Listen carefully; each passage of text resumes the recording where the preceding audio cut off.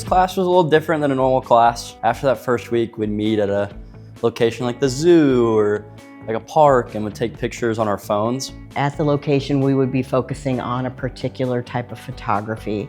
As an example, we went to Lafayette Square and we were photographing the homes around Lafayette Square through the rule of thirds. We went to like the sunken battleship, the graffiti wall. I didn't even know that was a thing.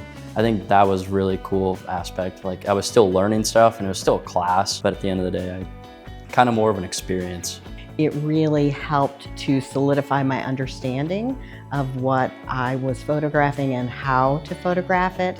And the professor, sometimes I would be on a trip and taking a photograph and he would see the way that I was taking it and he would say, turn your camera a little bit this way to get that particular perspective that I was trying to get.